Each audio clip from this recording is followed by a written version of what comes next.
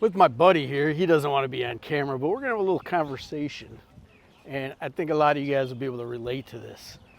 I was talking to one of my buddies in America last night, and he's getting ready to move out here. He's looking into it, and just the things people say to him, like, I can't believe you're gonna move there. Like, he tries to explain Bangkok, like it's a metropolis. It makes New York, Chicago, like those are crap cities compared to Bangkok. Now, people don't believe him. They just don't see it. They want to believe that America is the happiest, best place in the world.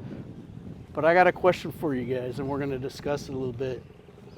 Why wouldn't you move somewhere like Thailand or Philippines or, Mexico or any tropical paradise if you are a man that has the means, if you are over, say, 50 years old, and, you could be a little older, getting ready to retire, you could be 50, made good investments and don't need to work again. If you are a single man, divorced, widowed, whatever, why wouldn't you go and get the fuck out of the US or I guess Canada, UK, just get out of the rat race and go to a tropical, beautiful place?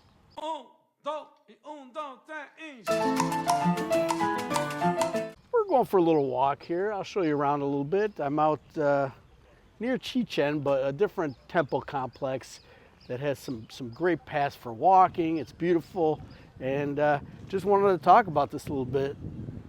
Go. How long have you been in Thailand for now? I've been in Thailand going into a year and a half now. Okay. And loving it, loving every day of it. Good people, good friends, beautiful women. I mean, what's not to love about being here compared to the US? I mean, I lived there all my life, and now I'm retired. I want to just kick back and enjoy life. And there's no greater place for me to be.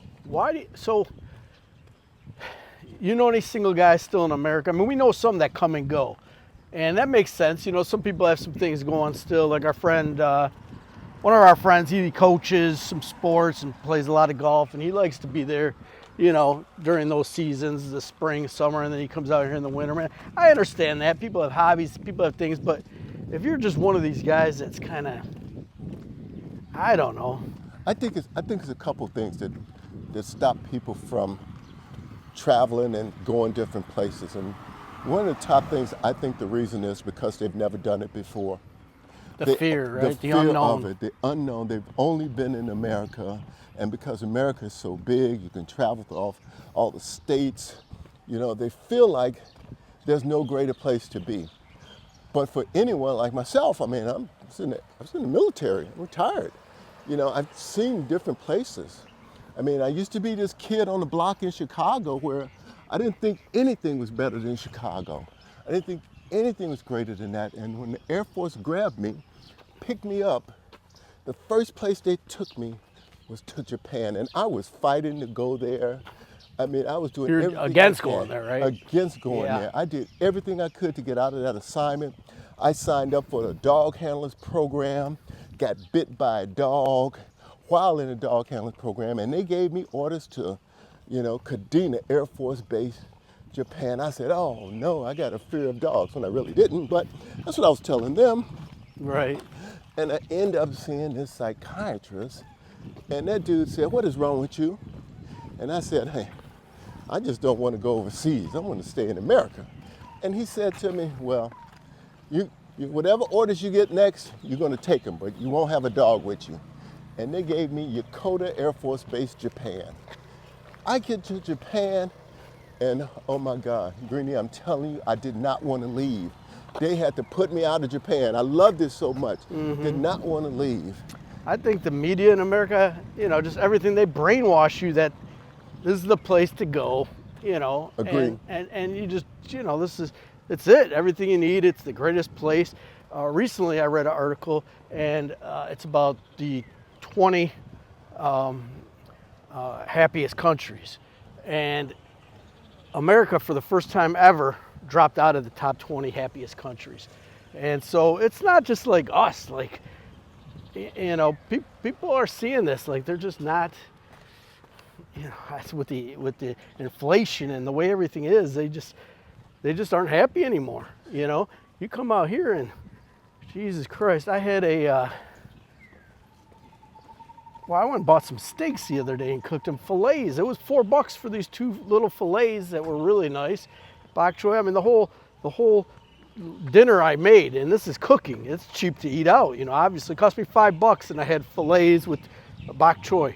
I mean, just unreal, the prices. And like we said, yeah, obviously, if you're a single guy, and you know, some people just accept the dating atmosphere there in America. I mean, I know how it was. I was on Tinder, or I met people. I went on dates. I had a girlfriend or 2 before I came out here. But, you know. I mean, don't get me wrong. Don't get me wrong. I'm not bashing America, and I know you're not either, because America is the greatest country in the world to me in order to make money, build yourself wealth, and a future. Hands down, to me, at least I haven't been anywhere that's better than that, than the United States of America.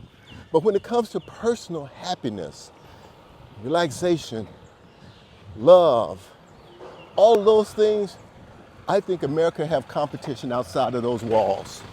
And that anyone who goes to another country and look for those things, they will find it, other than America. I could not go back and live in America because of those reasons. It is so comfortable here. The dating atmosphere is so nice. The women are I think they're just friendly. Brainwashed there. Just They brainwashed are. that, you know, just get out of your comfort zone, go on a trip. I was just listening to, what's his name? An interview with Tristan Tate. You know Andrew Tate, the Yeah. Matrix guy? Yeah, Well, yeah, Tristan yeah. Tate, his brother, he seems like a real level-headed guy, very, very, very intelligent guy. And, you know, he's talking about, he's an American citizen. He hasn't lived in America forever, but just that, talking about how all these billionaires are relocating. Like, even they're a little down on Romania because they got locked up, but Abu Dhabi, Dubai, like he says, the billionaires, who wants to live in New York City? And you can't just go out and walk the street if you're a millionaire without risking getting robbed or murdered or whatever. You don't even have gotta to be a billionaire for that. Well, true, but if you have the means and you can live anywhere in the world, why would you pick those places? That's why people are just, you know, migrating like crazy. Yeah, and you and I, we're not rich. Neither one of us. We live basically normal lives together. But Well, no, not together, right? Yeah, crazy. And we saved our coins, and we took a chance, and we did something different. And you know, I'm here in Thailand, and yeah, I'm never leaving here. So what reasons do you think people stay besides the brainwashing and just not being used to? Do you think, I mean, I guess a legitimate thing would be is if you're an older guy and you got, like, say, grandkids or kids that you're still kind of taking care of or close with. The family connection. Yeah. You know, and we're close to our family, so don't think if something happened, we're going to get on a plane and go back. Yeah, You we know, have the we're means close. to do that. Some people don't have the means. You know, they may scrape by and. That's what I was going to say. They don't I think it's have the fear. means. I think fear is the biggest thing. Fear of the unknown. Yep. And, you know, I implore you guys, if you're a little bit bored, just a little bit bored, like every time I go back to America after 1 week, I'm just like ready to get back out. It's always My God. an adventure here. I mean, look at, you know, it's summer now. It's almost summer in Michigan, so it's beautiful. But I got this all year round to just walk, you know, and places like this. And I'm from the Chi, so Chicago is a little different place. It's beautiful in certain places of Chicago. If you have money to live in those areas, it's fairly safe. But if you don't have the means to live in those areas where it's fairly safe, then your chances of getting, you know, robbed or hit with a stray bullet is high in Chicago. Oh, in Chicago. Chicago is a beautiful yeah. place. Yeah. You just have to be able to afford to live in those areas. When I go back to Chicago and trade in Thailand, not in this lifetime. No, no, no, no. There may be some monkeys up here. They hang out sometimes. We may see some monkeys.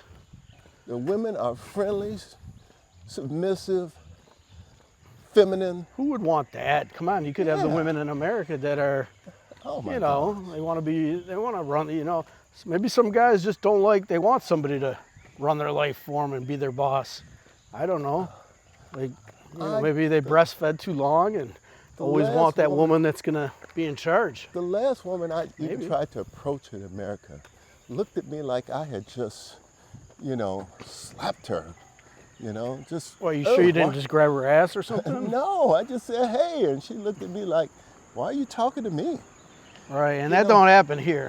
No, that you don't say happen. hello, you're friendly, and generally, whether they like you or not, they're going to be friendly. It's hard to tell if they don't like you here because people Everybody's are, friendly. you know, they respond a certain way to flirtation, I guess you would call it. You know, you flirt in America and people think you're a creepo, and you know, My God. you know, you're some sort of stalker. It's kind of weird. It's kind of old-fashioned here like that. Yeah. Here in Thailand, we are the prize. Men are the prize. And the ladies understand that, where in America, they feel they are the prize. And we have to spend all of our resources to convince the prize to get on our program in America. But here, we don't go through that, you know? My friend was talking about this thing called like drip, drip. Like there's sprinkle, drip, drip. There's a big thing with all these women making videos there. He said, Drizzle.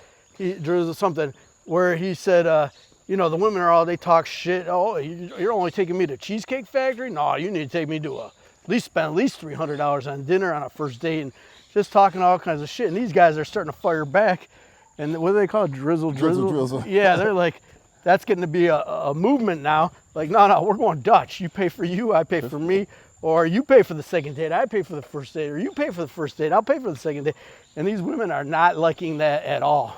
So that'll probably be the next trend on TikTok or whatever, talking about these videos like that. You'll spend hundreds of dollars, you know, trying to get to know someone and find out that you're really not interested in her, or that she's only with you because you are spending money and you are feeding her every day, and she's just using you as a dinner date.